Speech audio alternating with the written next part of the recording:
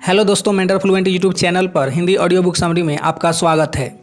Best seller पहली scientifically designed किताब जो आपका जीवन 360 डिग्री बदल कर रख देगी। 3 आसान स्टेप्स में जीवन को जीतो। दीप त्रिवेदी। एपिसोड 5। अपने आप को बचाए रखना आपका पहला कर्तव्य। दुनिया को बड़ी बड़ी व बेकार की बातों ने बुरी तरह से मरवा दिया है। जिसे देखो वह दूसरे की सेवा करने हेतु उकसाता है। खासकर स्त्रियों को तो ऐसा समझा देते हैं कि उन्हें जीना ही दूसरे के लिए है। लेकिन सत्य यह है कि जीवन सब में बराबरी पर है। सत्य यह भी है कि जीवन सारे कीमती हैं। इसलिए दूसरे को बचाने हेतु अपने को मारना यह पूरी तरह से गलत है। कीमती आप भी हैं व दूसरे भी। इसलिए हर एक को यहाँ सबसे पहले अपने को बचा के रखना है। यदि सभी अपने को बचा लें तब तो बात ही समाप्त हो। इसका अर्थ यह नहीं कि दूसरे की सहायता नहीं करनी है। ज़्यादा से ज़्यादा लोगों की सहायता करना मनुष्य के जीवन का उद्देश्य होना ही चाहिए। लेकिन सवाल यह कि दूसरों की सहायता कर कौन पाएगा? वही जो स्वयं पूरी तरह से जिंदा भी होगा व सक्षम भी। सो पहले आप अपने को जिंदा करो।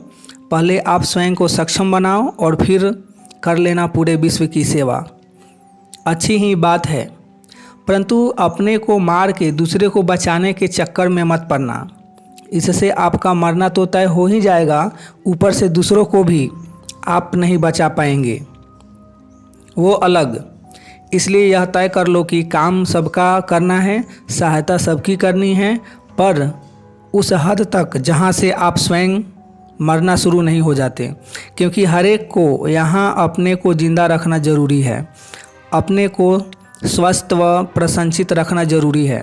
समझते क्यों नहीं कि अस्वस्थ व अशांत व्यक्ति कभी किसी के काम आ ही नहीं सकता। सो बात को इस हद तक पहुंचने ही मत दो जहां से आप मरना शुरू हो जाते हो। खुद के मरने को अपने कर्तव्य की सीमा बना लो। अपने बच्चों का भी करो, अपने माता पिता का भी सेवा करो, परिवार का भी करो तथा समाज का भी करो। सबका खूब करो सेवा, पर वहीं तक जहां से आप मरना शुरू नहीं हो जाते। आपको दूसरों का वही तक करना है जहां तक आपके स्वास्थ्य व शांति पर इसका प्रभाव नहीं पड़ता है। क्योंकि आप कीमती हैं तथा आपका स्वास्थ्य व प्रसन्न रहना जरूरी है। और यूं भी आप दूसरे का भला तभी कर पाएंगे जब आप स्वस्थ व प्रसन्न होंगे। सो आपको हर हाल में अपनी रक्षा करनी है। आपको मरकर कुछ नहीं करना, आपको मरकर कुछ करना ही नहीं है। यूं भी जो जितना ज़्यादा जिंदा होगा उतना ही वह दूसरों की ज़्यादा भला कर पाएगा। यही ह्यूमन साइकोलॉजी का अटल सिद्धांत है। यह तो दूसरों का शोषण करने के उद्देश्य से मर मर के करने की शिक्षा दी जाती है, परंतु न आपको मर के कुछ करना है और न ही अपने परिवार या संस्था के किसी को मर के कुछ करने देना है। जिंदा रहो व रहने दो, इसे जीवन का परम सिद्धांत बना लो। बस इस एक परिवर्तन से आपका पूरा परिवार प्रसन्न हो उठेगा। परिवार हो या संसार, न अपना शोषण होने दो न दूसरों का। और आप तो न मरने का तय कर ही लो, दूसरों का सिर्फ आपका भला होगा। इससे आप दूसरों का भी ज़्यादा भला कर पाएंगे। अब मैंने तो संक्षेप में एक दृढ़ इशारा कर दिया है। सो बस आप इस हेतु अपनी भाषा में एक दृढ़ रिजोल्यूशन लिख लें। यह एक रिजोल्यूशन आपकी व आपके परिवार की खुशियों को कई गुना बढ़ा देगा। सो तय कर ही लो कि मर जाएं उस हद तक किसी का कुछ नहीं करेंगे। यूं भी यहाँ सब अपनी रक्षा करना सीख जाएं तो विश्व वैसे ही चमन हो जाए। स्टेप 1 का सार। मनुष्य का जीवन दिल खोलकर जीने का एक खूबसूरत अवसर है। जीवन कुछ शानदार करके दिखाने का एक मौका है। ऐसे महत्वपूर्ण जीवन को मजबूरियों के जाल में नहीं उलझाया जा सकता। ऐसे खूबसूरत जीवन को नाकामियों की चादर से लपेट कर व्यर्थ नहीं गंवाया जा सकता। लेकिन सवाल यह है कि जीवन हसीन बनाए कैसे? तो इसका अपने डॉक्टर स्वयं बने बिना कोई उपाय नहीं है। क्योंकि प्रकृति की मनुष्य जीवन के लिए यही लीला है। परंतु अधिकांश लोग अपने डॉक्टर बनने की बजाय दूसरे हजारों उपाय में लग जाते हैं। जीवन बनाने हेतु न जाने कैसे कैसे बेकार के आसरे खोजते रहते हैं। न जाने कैसी कैसी मूर्खतापूर्ण बातों में उलझे रहते हैं। इससे हाथ कुछ नहीं लगता और अंत में नाकामियों व मजबूरियों की शरणगति को स्वीकारना ही पड़ता है और यह एक प्रकार की आत्महत्या ही है। अतः शरणगति को स्वीकारनी ही नहीं है। हालात कैसे भी हों डटकर खड़े होने का प्रयास करने ही रहना है। सो उठो और भीड़ जाओ। यह तय कर ही लो कि मर मर के जीना ही नहीं है। एक बार जिंदा होने का तय कर लोगे तो आगे की राह यह किताब खुद ब खुद सुझाएगी। खैर, मनुष्य की सबसे बड़ी समस्या यह है कि वह दूसरों की बताई बातों से जीवन बनाना चाहता है। वह दूसरों के भरोसे जीवन को निखारना चाहता है और यह प्रकृति के परम सिद्धांत के खिलाफ है। इसलिए यह किताब आपको अपना डॉक्टर स्वयं बनना सिखाती है।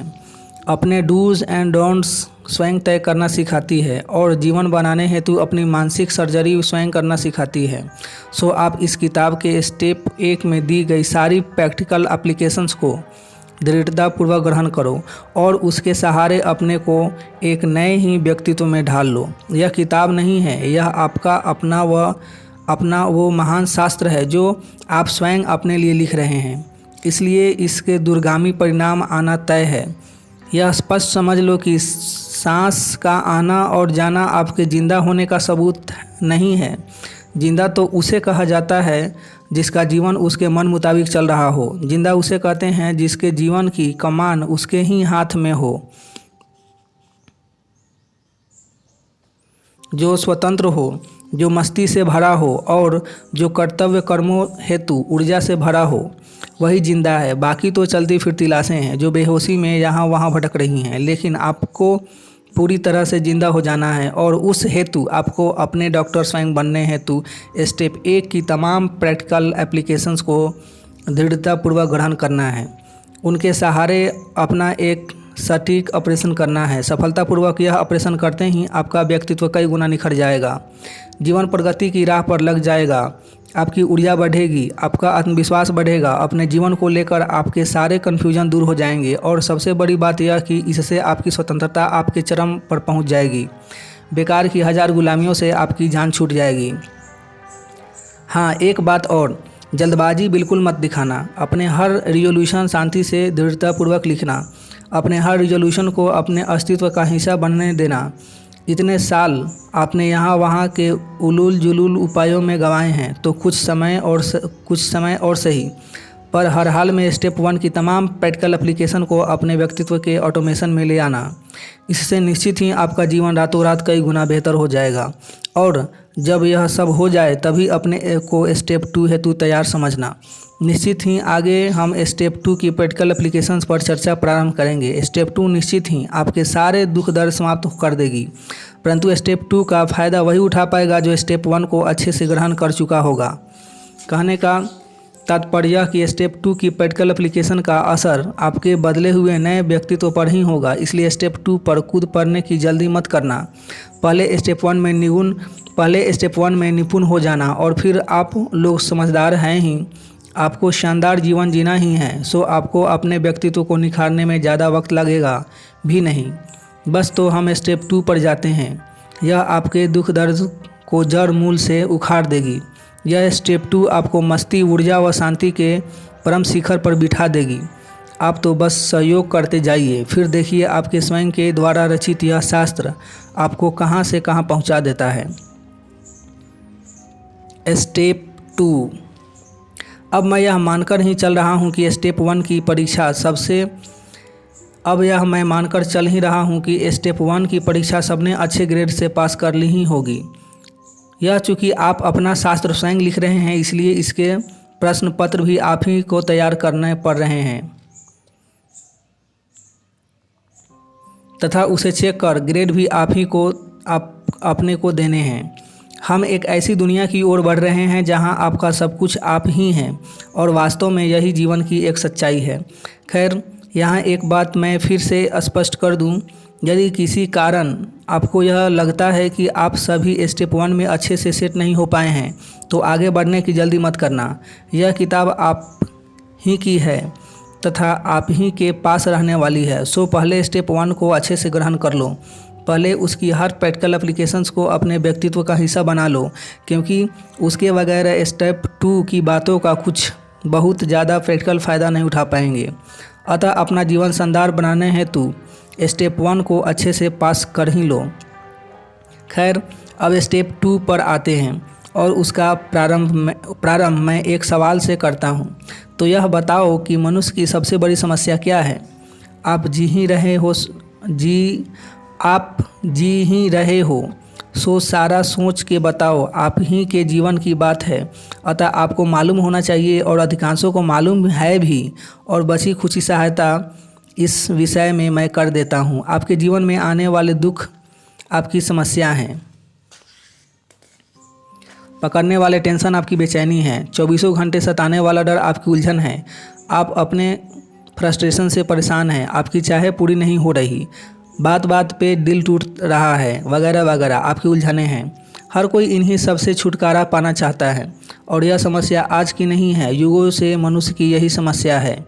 ऐसा भी नहीं कि चंद लोग ही इन सब से परेशान हैं, करीब करीब हर कोई इन समस्याओं का शिकार है। सबको दिन रात इससे निजात पाने में लगे ही रहते हैं। ऐसे में सवाल यही है कि फिर क्यों किसी के दुख दर्द दूर नहीं होते? मैं नहीं मानता कि इससे प्रमुख सवाल मनुष्य के जीवन में दूसरा कोई हो सकता है। सोचो, यदि जीवन में दुख दर्द टेंशन भय फ्रस्ट्रेशन वगैरह कुछ ही हो ही नहीं तो जीवन क्या हो जाएगा?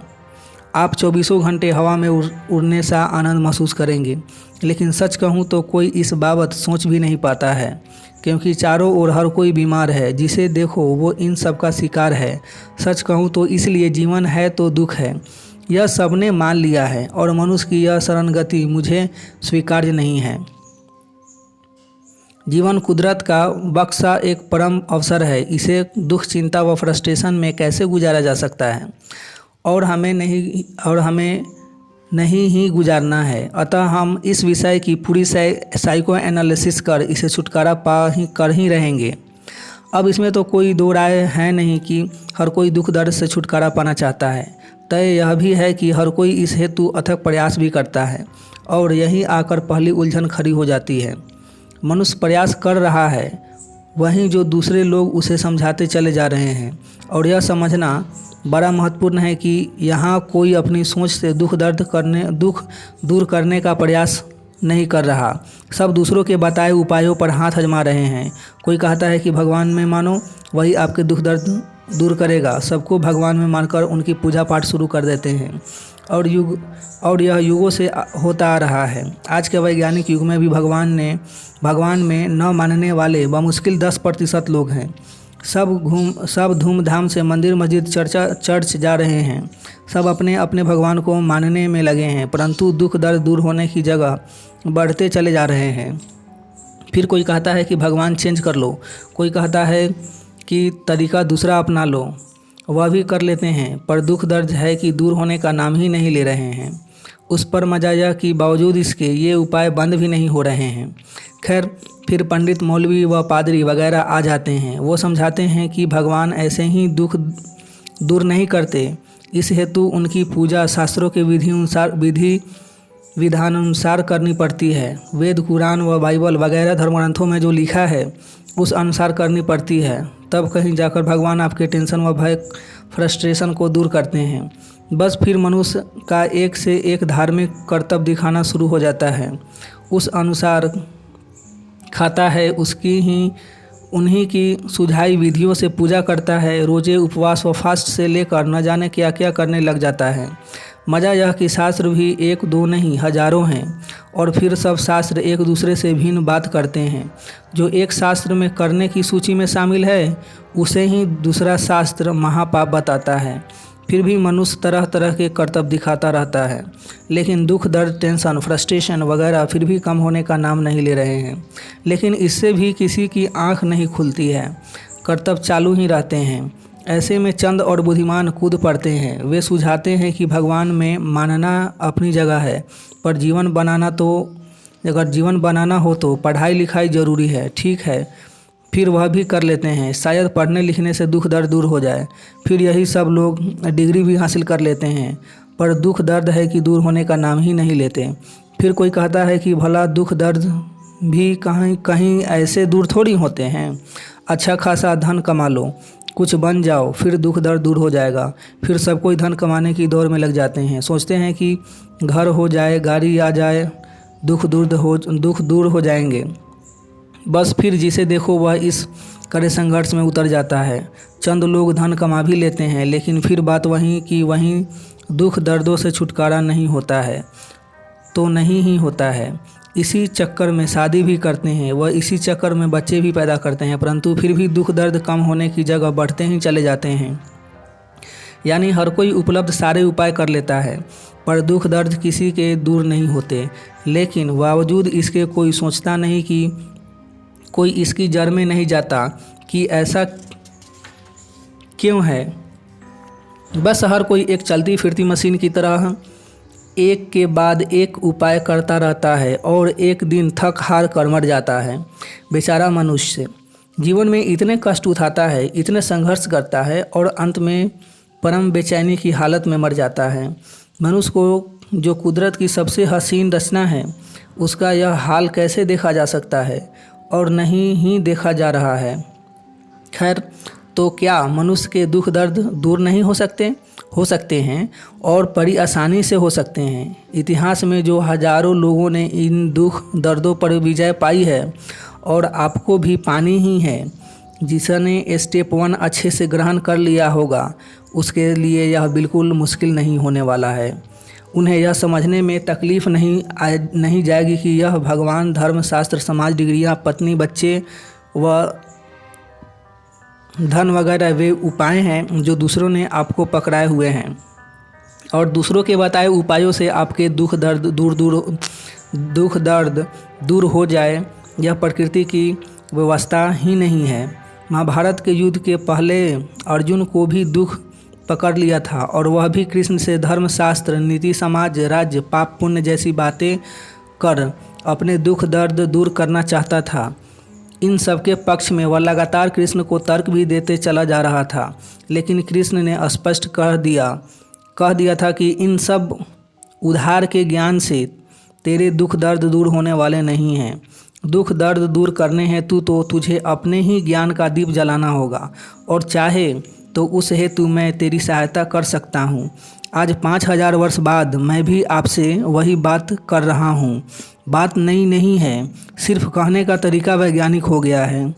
बात तो यही है कि यदि दूसरों के पकड़ाए उपायों से छुटकारा पा लो तो दुख दर्द दूर हो सकते हैं। अपने ज्ञान का दिया जलाने को तैयार हो जाओ तो टेंशन व फ्रस्ट्रेशन से छुटकारा पाया जा सकता है, और आप तैयार हो तो मैं आपकी अद्भुत सहायता कर सकता हूँ।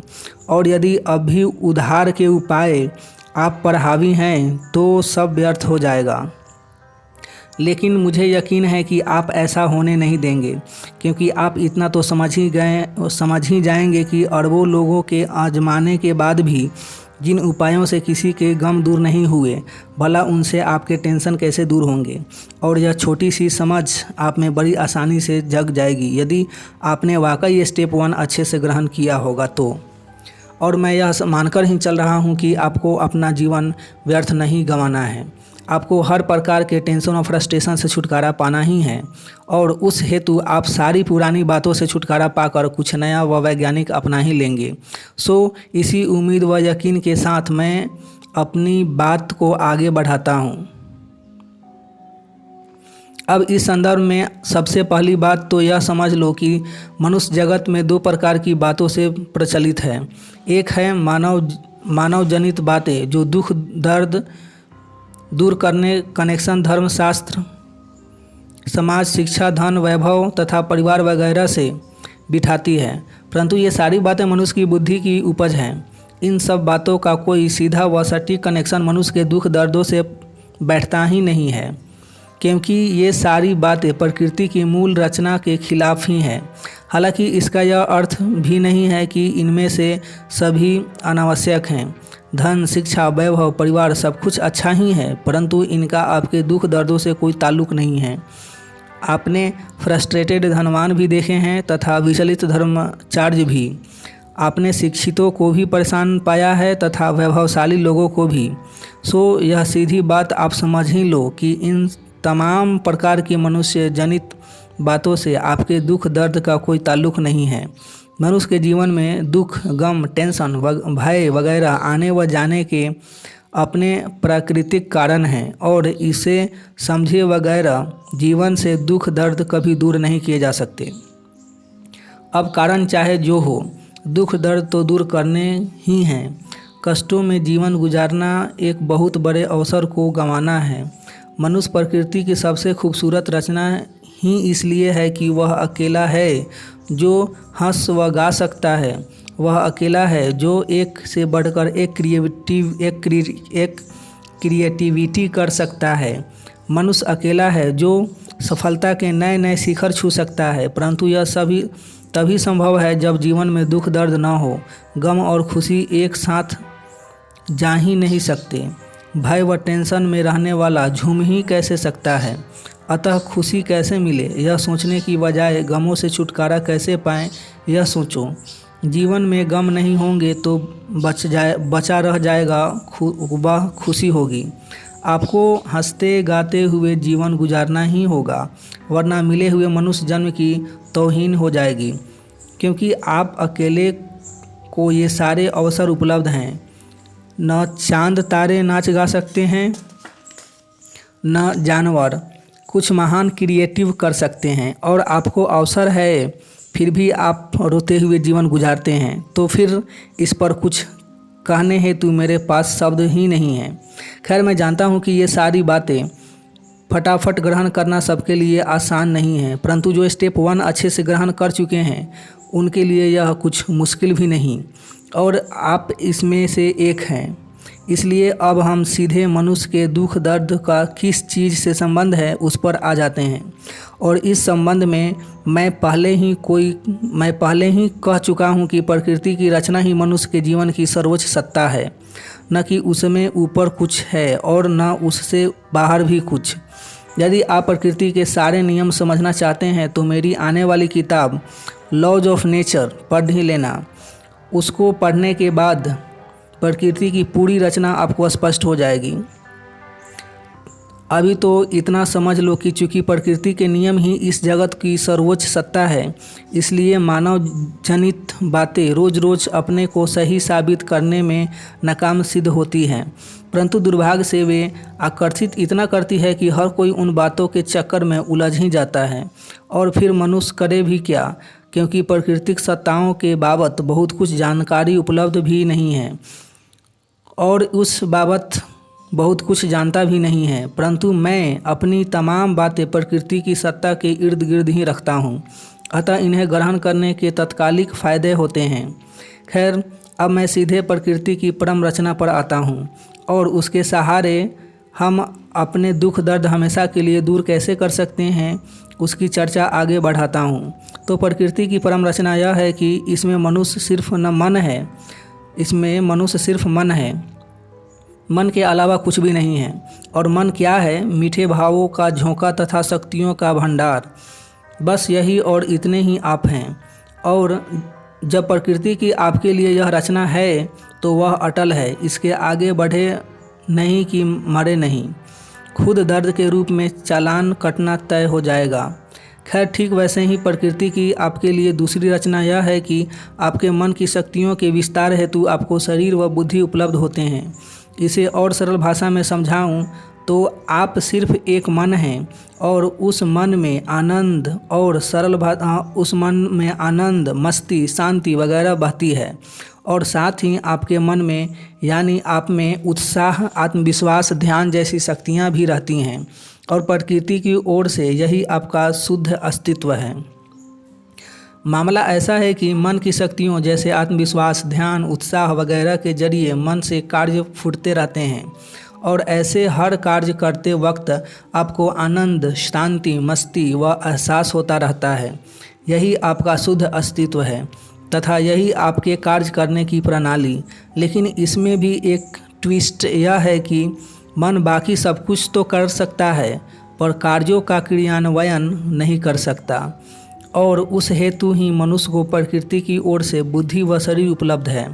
यानी कार्य मन से फूटे तथा बुद्धि व शरीर मिलकर उन फूटते कार्यों को क्रियान्वित करे, यही मनुष्य के होने का एकमात्र ढंग है। यही प्रकृति की ओर से मनुष्य के होने की रचना है। यहाँ एक बात और समझ लो, और वह यह कि प्रकृति ने मनुष्य को सिर्फ शक्तिशाली मनों के साथ पैदा किया है, और मैं जिसे मन कह रहा हूँ वह आपके शक्तिशाली मनों की ही बात कर रहा हूँ। खैर, कुल मिलाकर प्रकृति की इस रचना को फॉलो करो तो मनुष्य के जीवन में दुख, चिंता, भय, फ्रस्ट्रेशन वगैरह की जगह ही नहीं है। यह तो मनुष्य अपनी बुद्धि के बल पर इस प्राकृतिक रचना से आगे बढ़ गया है। उसको मिली बुद्धि का उसने दुरुपयोग शुरू कर दिया है तथा यही उसके तमाम दुखों व उसकी तमाम नाकामियों का मूल है। निश्चित ही यह एक गहरी बात है, इसलिए हो सकता है कि एक बार में समझ में न आए तो कोई बात नहीं, समझने हेतु इसे बार बार पढ़ते रहना, और मैं भी आगे और विस्तार से समझाऊंगा ही। अभी तो इतना समझो कि मनुष्य के तमाम दुखों का मूल उसका प्रकृति की बनाई रचना से आगे बढ़ जाना है। अब प्रकृति की बनाई रचना से आगे बढ़ जाने का मतलब क्या है? निश्चित ही यह सवाल आपके भी मन में एक कौंध रहा होगा। ठीक है, तो अब सीधे उस पर आते हैं और उस संबंध में एक बार फिर स्पष्टतापूर्वक समझ लो कि प्रकृति की रचना के अनुसार कार्य मन से फूटने थे तथा बुद्धि व शरीर को उन कार्यों का इम्प्लीमेंटेशन निपटाना था, और यह सिस्टम जारी रहे तो मनुष्य के जीवन में दुख दर्द आने का सवाल ही नहीं है। लेकिन गलत बातों व शिक्षाओं के चक्कर में ही सब उल्टा हो गया। बुद्धि ने अब मन से फूटे कार्यों को इम्प्लीमेंट करने की बजाय स्वयं कार्यों के बाबत तय करना शुरू कर दी। यानी बुद्धि ने क्या करना तथा क्या नहीं करना यह तय करना शुरू कर दी, और शरीर को भी बुद्धि ने अपने नियंत्रण में ले लिया, और यहीं से मनुष्य के जीवन के दुख दर्द का आगमन होना शुरू हो गया। क्योंकि प्रकृति के द्वारा दिए बुद्धि व शरीर, जिन्हें मनुष्य के शक्तिशाली मनों का नौकर होना था, वे मालिक बन बैठे, और यहीं आकर सबका जीवन उलझ गया। क्योंकि मालिक बनते ही बुद्धि ने संसार से कनेक्शन बिठाने वाले कमज़ोर मन निर्मित कर लिए, और यह कमज़ोर मन ही आपकी सबसे बड़ी उलझन है। हालांकि मन का यह पूरा विज्ञान विस्तार से समझना चाहते हैं तो मेरी किताब मैं मन हूँ पढ़े। अभी तो इतना समझो कि जिस कंपनी के आप इकलौते मालिक थे, मूर्खतावश आपने नौकरों को भी इस कंपनी के मालिक बनने का अवसर दे दिया। अब हाल यह हो गया कि गाड़ी एक तथा ड्राइवर दो, और दोनों एक दूसरे के पूर्ण विपरीत। इससे कन्फ्यूजन पैदा हो गया। एक जीवन की गाड़ी को दाएं मोड़ना चाहता है तो दूसरा बाएं। इसके चलते फिर रोज़ जीवन में एक्सीडेंट होने लगे, और जब एक्सीडेंट होने लगे तो दुख दर्द के अलावा मिलेगा क्या? बस जीवन बर्बाद हो गया, और 10-20 नहीं, सभी इस चक्कर में उलझ गए। बस इसी कारण सभी के जीवन दुख दर्दों से भर गए। मनुष्य के जीवन में दुख दर्दों का दूसरा कोई कारण है ही नहीं। अब यह बात तो सीधी है, पर फिर भी हो सकता है कि समझने में मुश्किल आ रही हो, क्योंकि यहाँ अज्ञान सब पर हावी है, और फिर संसार में अज्ञान की भरमार भी है, और अधिकांश अज्ञान के शिकार भी हैं। ऐसे में प्रकृति की इस गहरी रचना को समझना मुश्किल जान पड़ सकता है। तो मदद हेतु मैं तैयार ही हूँ, और इसलिए मैं सरल से सरल भाषा में स्टेप बाय स्टेप समझाने की कोशिश भी कर ही जा रहा हूँ। आप सिर्फ इतना करना कि एक बार में समझ न आए तो ऊपर कही सारी बातों को बार बार पढ़ लेना, अभी तो आपको समझने में और आसानी हो जाए। इस हेतु मैं आपको एक चार्ट के जरिए मन और बुद्धि के कार्य करने की पद्धति में भेद समझा देता हूँ, क्योंकि अधिकांश को तो यह भी नहीं मालूम होता कि और निश्चित ही इससे मैं जो समझाना चाह रहा हूँ वह समझने में आपको और आसानी हो जाएगी। शक्तिशाली मन के कार्य करने के तरीके।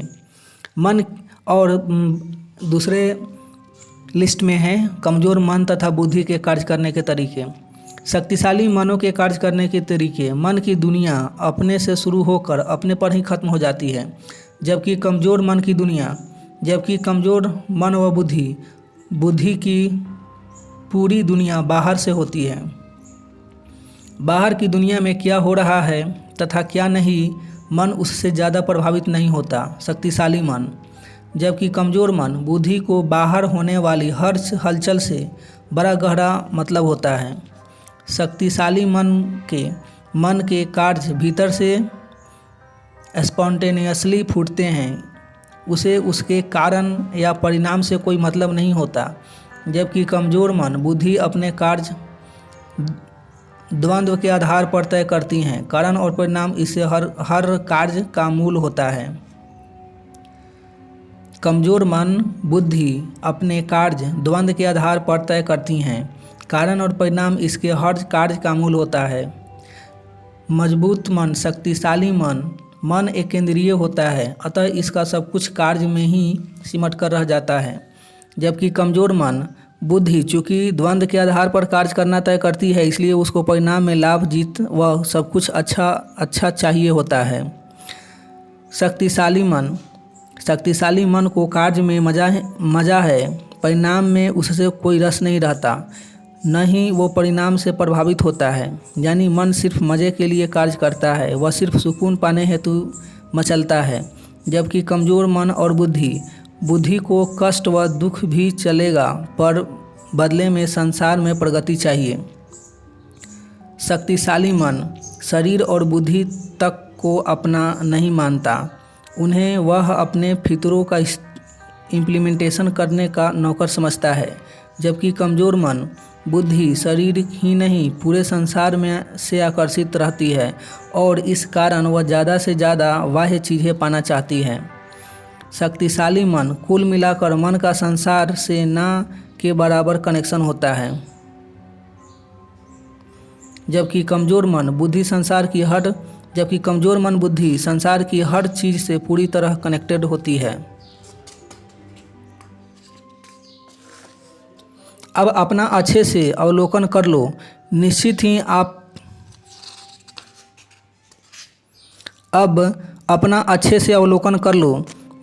ही आप आज की तारीख में अपने जीवन पर बुद्धि का साम्राज्य पाएंगे। पर इसका मतलब यह भी नहीं कि मन पूरी तरह से दब ही गया होगा, क्योंकि आनंद, शांति व सुकून की चाह तो आज भी भीतर जिंदा ही होगी। फ़र्क सिर्फ इतना होगा कि जिसे शांति व सुकून की चाह ज़्यादा हो, वह समझ ले कि उसका मन अभी भी मजबूत है, और जिसे कष्ट उठाकर भी सांसारिक उपलब्धियां चाहिए, वह समझ ले कि बुद्धि ने उसके जीवन पे शासन जमा लिया है। परंतु चूंकि दोनों जिंदा हैं, इसलिए हर कोई कभी इधर तो कभी उधर भटक रहा है, और इसलिए सब भ्रमित हैं। यहाँ अधिकांश लोगों को सुकून भी चाहिए व सांसारिक साजो सामान भी। अब इसमें कई सवाल खड़े होते हैं। पहला तो यह कि पहले सुकून पाए या पहले सांसारिक उपलब्धियां हेतु दौड़ लगाएं। दूसरा सवाल यह कि क्या दोनों एक साथ नहीं पाए जा सकते। चलो इन दोनों सवालों के उत्तर देने से पहले मैं चंद छोटी छोटी बातें आपको समझा देता हूँ। इससे आपको यह गहरी बात समझने में आसानी हो जाएगी। सबसे पहली बात तो यह कि आप सिर्फ मन हैं, इसलिए मन की चाहों की पूरी तरह से दबा नहीं सकते। और मन की चाहें क्या हैं, यही न कि आनंद, मस्ती, शांति से जीना। और इसलिए ऐसा मनुष्य खोजना मुश्किल है जो यह कहे कि उसे आनंद, मस्ती, शांति व सुकून नहीं चाहिए।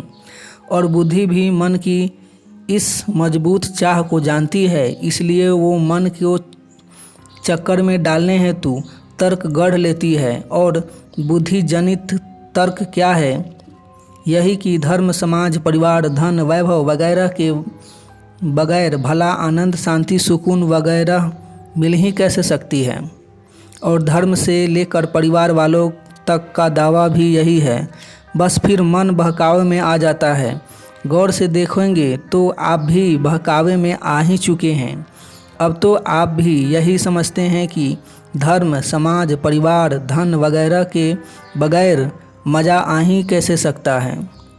लेकिन मैं स्पष्ट कर दूं कि यह समझाने वाले तथा समझने वाले दोनों पूरी तरह से गलत हैं, और सबूत के लिए कहीं दूर जाने की ज़रूरत नहीं है। सबके पास इनमें से अधिकांश चीज़ें हैं ही। क्या सब कुछ होते हुए भी जीवन में शांति, सुकून व मस्ती है? क्या जीवन से दुख व टेंशन गायब हो गए हैं? बस तो फिर सबसे पहले यह बात अच्छे से ग्रहण कर लो कि धर्म, समाज तथा धन, परिवार आदि का सुख व शांति से कुछ खास लेना देना नहीं है। इतना समझ जगाते ही एक बहुत बड़ा युद्ध आप वैसे ही जीत जाएंगे। अब दूसरी बात यह बताओ कि मनुष्य के जीवन का सबसे हसीन दौर कौन सा होता है। अधिकांश लोग कहेंगे कि जब हम बच्चे थे। लो, कितनी बड़ी बात आपने स्वयं सिद्ध कर दी। अच्छा चलो, यह बताओ कि बचपन में ऐसा क्या था कि उसे आप श्रेष्ठ कहते हैं। क्योंकि बचपन में किसी को चिंता, भय, फ्रस्ट्रेशन या दुख नहीं पकड़ते थे। और जानते हैं क्यों? क्योंकि बच्चा सिर्फ अपने शक्तिशाली मन में जी रहा होता है। धर्म, भगवान, शास्त्र, समाज, शिक्षा, धन, वैभव वगैरह के बाबत उसे कुछ मालूम ही नहीं होता। यानी बुद्धि के मायाजाल से वो आज़ाद होता है। और जब बुद्धि का मायाजाल नहीं तो मस्ती, शांति व सुकून, वह भी इस कदर की पूरी दुनिया उस पर मोहित हो जाए। और कौन है जो बच्चों पे मोहित नहीं हो। सो इससे सीधा सीधा तय हो गया कि मनुष्य के मस्ती, शांति व सुकून किसी बाहरी चीज़ पर निर्भर नहीं है। यह भी तय हो गया कि तमाम प्रकार की बाहरी निर्भरताएं ही मनुष्य के तमाम दुखों का मूल है। और सिद्ध यह भी हो गया कि धर्म से लेकर समाज तक के सारे ज्ञान बुद्धि के मायाजाल का ही विस्तार है। और इसलिए इनमें उलझे व्यक्ति के सुख चैन लूट जाते हैं।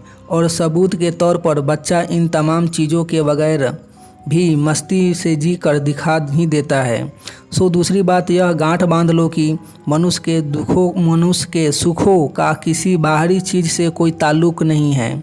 क्योंकि कुछ न होते हुए भी हर एक का बचपन यादगार है ही।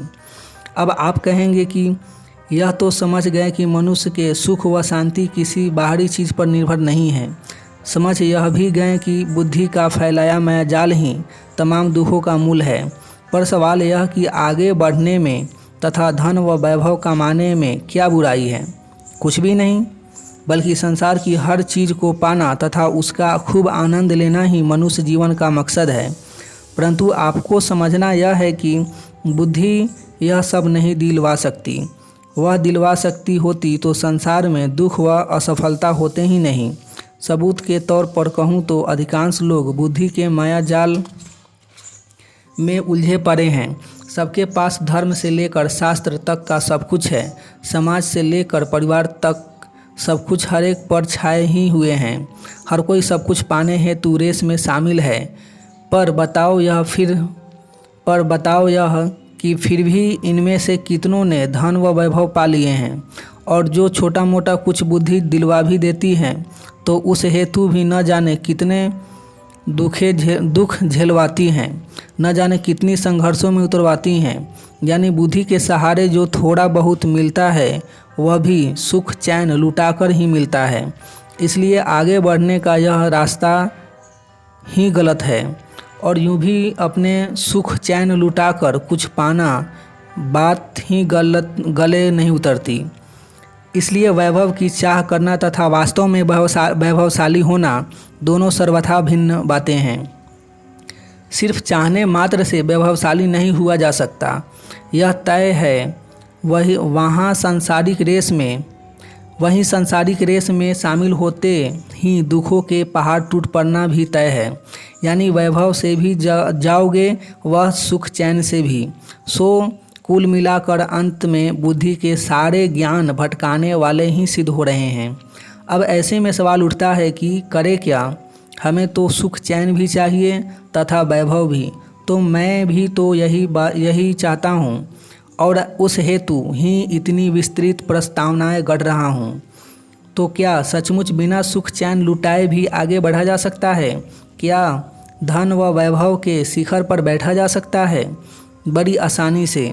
शक्तिशाली मनों के सहारे यह संभव है। क्योंकि मन प्रकृति से कनेक्टेड होता है, इसलिए वह हंसते खेलते चमत्कार कर दिखाता है। यही प्रकृति की लीला है। और प्रकृति की इस लीला में सांसारिक सफलताएं पाने हेतु सुख चैन लुटाने की आवश्यकता ही नहीं है तथा मन और प्रकृति को कोई सांसारिक बाधा भी नहीं है।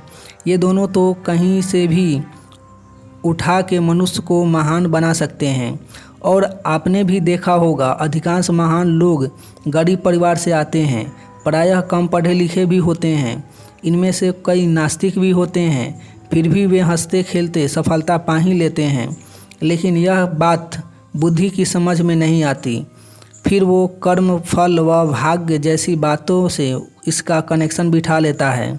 लेकिन वास्तव में यह सब सिर्फ मन और प्रकृति के मिलन से होने वाला चमत्कार है, जो सामान्य मनुष्य को भी सफलता के परम शिखर पर पहुंचा देते हैं। खैर, मैं उपरोक्त 4 पॉइंट से प्रकृति की रचना समझाने की कोशिश की। बुद्धि के मायाजाल से आपको सावधान भी किया। निश्चित ही अब बात भी आपके समझ में अच्छी खासी आ ही गई होगी। आपको अपने दोनों सवालों के उत्तर भी मिल ही गए होंगे। अब आपकी समझ में आ ही गया होगा कि सांसारिक उपलब्धियां आपके शक्तिशाली मन हंसते गाते दिलवा सकते हैं, यानी सुकून व सफलता एक साथ पाए ही जा सकते हैं, बशर्ते बुद्धि व शरीर मन के नौकर हों। तो वे दोनों मालिक बन गए तो सुख व सफलता दोनों से हाथ धो बैठेंगे। अब यह तो समझ लिया कि प्रकृति की रचना का सम्मान कर सुकून व सफलता एक साथ पाए जा सकते हैं, परंतु उनका क्या जो बुद्धि को मालिक बनाकर दोनों खो चुके हैं। हाँ, अब मैं उस पर भी आता हूँ, क्योंकि मैं जानता हूँ कि अधिकांश लोग सुकून व सफलता दोनों से हाथ धो बैठे हैं, परंतु उन्हें भी निराश होने की कोई बात नहीं है। स्टेप 2 तथा स्टेप 3 इसी के लिए है।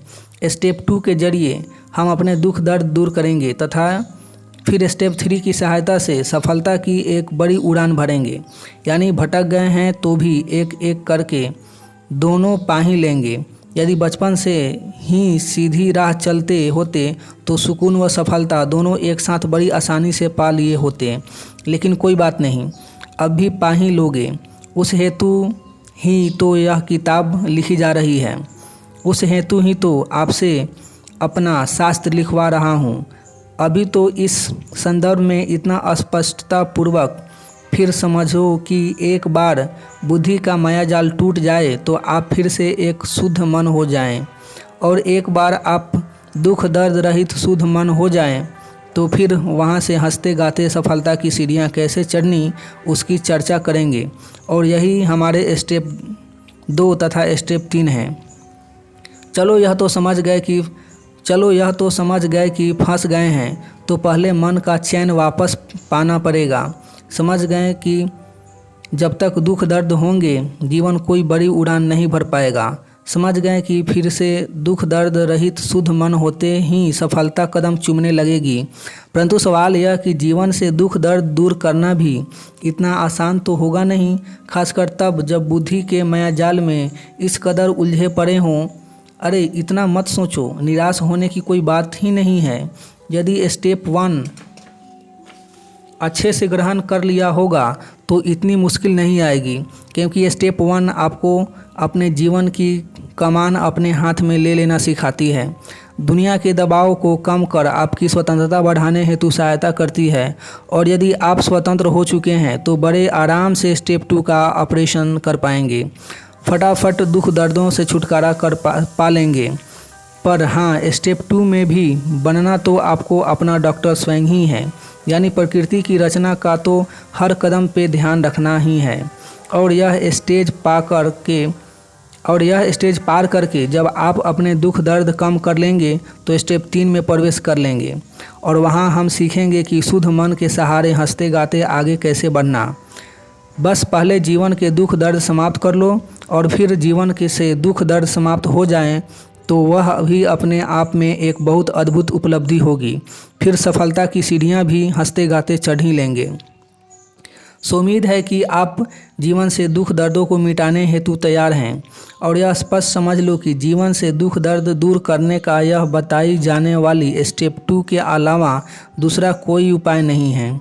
यहाँ से चूँकि व्यक्ति के जीवन से दुख दर्द कभी खत्म नहीं होने वाले, और वह नहीं हुए तो आपके प्रगति की सीढ़ियाँ चढ़ने के भी कोई आसार नहीं हैं, क्योंकि फिर स्टेप 3 को आप ग्रहण ही नहीं कर पाएंगे। अतः अपना स्पष्ट समझ लो। अतः इतना स्पष्ट समझ लो कि दुख दर्द दूर करने हेतु कही गई तमाम ऊपरी व हवाई बातों को आप एक कहानी ही समझो। और मैं इतना बड़ा दावा कर रहा हूँ क्योंकि मेरी कहीं बात प्रकृति भी है तथा वैज्ञानिक भी। इसलिए कह रहा हूँ कि दुख दर्द दूर करने का यह एक मौका चूक गए तो फिर जीवन से दुख दर्द दूर करना असंभव हो जाएगा। सो मेरी इस कोशिश में आपका पूर्ण सहयोग मिलेगा, इस यकीन के साथ अब मैं आगे बढ़ता हूँ। ध्यान यह रख लो कि दुख दर्द दूर करने का ऐसा वैज्ञानिक तरीका फिर आपको दोबारा नहीं मिलेगा। खैर, दुख दर्द दूर करने हेतु आपको वापस एक शुद्ध मन होना होगा। यह तो आप समझ गए ही। तो चलो अब अपने शुद्ध मन को भी समझ लो। आपके शुद्ध मन की सबसे बड़ी विशेषता यह है कि वह पूर्ण रूप से स्वतंत्र है। और चूंकि आप अपने शुद्ध मन के अलावा कुछ नहीं हैं, अतः आप भी पूर्ण रूप से स्वतंत्र ही हैं। यानी प्रकृति की ओर से हर मनुष्य पूर्ण स्वतंत्रता के साथ ही अस्तित्व में आया है। और जब मनुष्य का मन पूर्ण स्वतंत्र है तो इसका सीधा अर्थ यह है कि उसे इसके अलावा कोई दुख नहीं दे सकता, न भाग्य, न भगवान, न धर्म, न प्रकृति।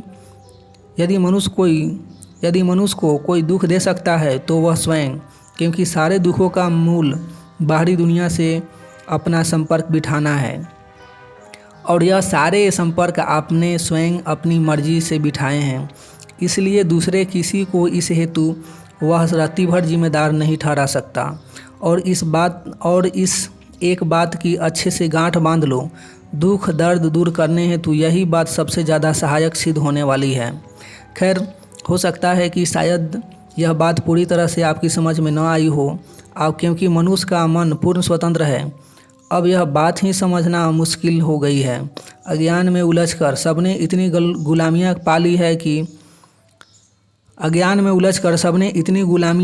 ली है कि अब पूर्ण स्वतंत्रता होने की बात ही गले उतरना असंभव हो गया है। तो चलो इस बात को मैं सिकंदर के जीवन के एक उदाहरण से समझाने की कोशिश करता हूँ। यह उन दिनों की बात है जब सिकंदर भारत का पश्चिमोत्तर प्रदेश जीतने के बाद वहाँ का बेशुमार खजाना लेकर वापस यूनान लौटने की तैयारी में था। तभी उसे विचार आया कि भारत से इतना कुछ ले जा रहा हूँ तो क्यों न यहाँ से एक सन्यासी भी अपने साथ ले जाऊँ। आखिर भारत के सन्यासी भी कोई कम मशहूर तो है नहीं। बस यह तय किया तो हाथों हाथ उसने सैनिकों को कोई एक सन्यासी पकड़ लाने का हुक्म दे दिया। और जब सैनिकों को हुक्म दे दिया तो देर क्या, जल्द ही एक सन्यासी पकड़कर उन्होंने सिकंदर के सामने हाजिर भी कर दिया। उस सन्यासी का नाम दांडयायन था। उसने तो आते ही सिकंदर से उसे इस तरह बेवजह पकड़ कर ले आने का कारण पूछा। सिकंदर ने कहा, घबराओ नहीं, मैं तुम्हें ससमान अपने साथ यूनान ले जाऊंगा ताकि यूनान के लोग भी भारत के सन्यासी को देख सके। दंडयायन ने कहा, वह तो ठीक है, पर मैं यूनान जाना चाहता ही नहीं। सिकंदर बोला, तुम्हें शायद पता ही नहीं कि मैं सन्यासियों और फकीरों की बड़ी इज्जत करता हूँ। तुम्हें वहाँ न सिर्फ सम्मान मिलेगा बल्कि मैं वहाँ तुम्हारा शानदार आश्रम भी खुलवा दूंगा। दंडयायन बोला, हे यवनराज, मुझे लोभ देने की कोशिश मत करो। सन्यासियों को लोभ से नहीं जीता जा सकता। मैं किसी कीमत पर यूनान नहीं जाऊंगा। सन्यासी की ऐसी अकड़ देख सिकंदर हंसता हुआ बोला, सुनो, मैंने पूरी धरती जीत लिया, मुझे रोकने वाला कोई नहीं। सो जब मैंने तय किया है तो तुमको चलना तो पड़ेगा ही। और जब चलना ही है तो बेहतर है कि राजी खुशी चलो। दंडयायन बोला, देश जीतना या खजाना लूटना अलग बात है और एक सन्यासी को उसकी मर्जी के खिलाफ ले जा पाना अलग बात है। तुम मुझे ज़बरदस्ती अपने साथ नहीं ले जा सकते। सन्यासी के मुख से ऐसा सुनते ही विजय के मद में चूर सिकंदर जोर से हंस दिया और हंसते हुए ही बोला, क्या बात करते हो, कौन रोकेगा मुझे? अभी तुम्हारी अकड़ निकाल देता हूँ। इतना कहते हुए सिकंदर ने सन्यासी को बांधकर एक रथ में बिठाने का हुक्म दे दिया। हुक्म तुरंत अमल में लाया गया और देखते ही देखते सन्यासी को रथ में बांधकर अंदर बांध दिया गया। सन्यासी को बांधे जाते ही सिकंदर उनके पास पहुंचा गया और पहुंचते ही थोड़ी अकड़ से पूछा, क्या अब भी तुम सोचते हो कि मैं तुम्हें नहीं ले जा सकता? दंडयायन बोला, हाँ। सिकंदर ने आश्चर्यचकित होते हुए पूछा, वह कैसे? दंडयायन बोला, तुमने मेरे शरीर को बांधा है, शरीर पर अवश्य तुम्हारा जोर है, परंतु तुम्हें मेरा शरीर चाहिए या मेरी संन्यासत चेतना? यदि मेरी चेतना चाहिए तो वह तो मेरे नियंत्रण में है। वह यूनान जाकर खामोश हो जाएगी, फिर तुम्हारे पास रह जाएगा मेरा शरीर, तो उसका तुम करोगे क्या? सिकंदर तो सन्यासी की बात सुनते ही अवाक रह गया। उसने तुरंत माफ़ी मांगते हुए सन्यासी को आज़ाद कर दिया। वह समझ गया कि वाकई राजाओं को हराना या खजाना लूटना अलग बात है, परंतु एक अच्छे सन्यासी को ले जाना या उसका दिल जीतना दूसरी बात ही है। अब कहानी तो आपने पढ़ ही ली। उम्मीद है कि इससे आपको अंदाज़ा ही हो गया होगा कि सिकंदर की पूरी ताकत मिलकर भी सन्यासी को क्षण भर के लिए गुलाम नहीं बना पाई। ऐसा ही आपका मन भी है। कोई आपके शरीर को बांध सकता है, आपके शरीर के साथ ज़बरदस्ती कर सकता है, परंतु आपके मन पर संसार की कोई ताकत नियंत्रण नहीं पा सकती। कोई आपको बांधकर कह सकता है कि आप मेरी तारीफ़ करो। शब्दों से शायद आप उसकी तारीफ़ कर भी दें, परंतु फिर भी मन में उसे गाली देने हेतु आप स्वतंत्र हैं ही। कहने का तात्पर्य इतना है कि आपके मन पर आपकी मर्जी है, बिना कोई शासन नहीं कर सकता। मतलब आपकी मर्जी के बिना कोई शासन नहीं कर सकता, और जब कोई शासन नहीं कर सकता तो फिर आपकी रजामंदी के बगैर कोई आपको दुख भी नहीं दे सकता। इसलिए यदि आप वाकई अपने जीवन से दुख दर्द दूर करना चाहते हैं तो सबसे पहले उस हेतु आपको अपने स्वयं को जवाबदार मानना होगा। अपने दुखों हेतु दूसरों को जिम्मेदार ठहराना बंद करना होगा।